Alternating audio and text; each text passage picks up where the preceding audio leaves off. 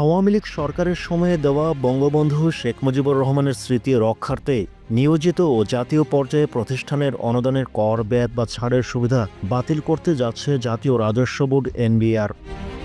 নাম প্রকাশ করার না শর্তে এনবিআর এর দুই কর্মকর্তা এ তথ্য নিশ্চিত করেন। তারা বলেছেন, ঊর্ধ্বতন কর্তৃপক্ষের নির্দেশনার আলোকে এই বিষয়ে আদেশ জারির লক্ষ্যের কাজ চলছে।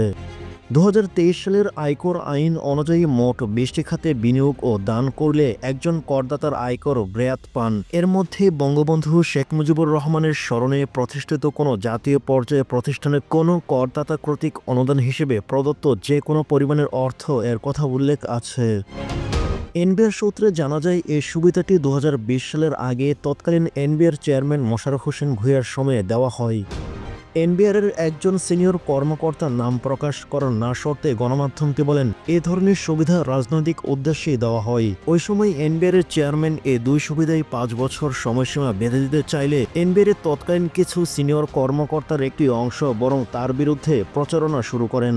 টিম টিআরসি হৃদয়ে ধারণ করে বাংলাদেশ, দ্য রিয়েল কনসালটেশন, স্বচ্ছ ভ্যাট আইনে দক্ষ ন্যায্য ভ্যাট প্রদানে। পরে আর সময়সীমা বেঁধে দেওয়া হয়নি বলে জানান এনবিআর সূত্র। এনবিআরের সাবেক চেয়ারম্যান মোহাম্মদ আব্দুল মজিদ বলেন, এ ধরনের দাতব্য বা ট্রাস্টেড নামে অনুদানের মাধ্যমে ট্যাক্স রিবেট সুবিধার অপব্যবহার হয়ে থাকে।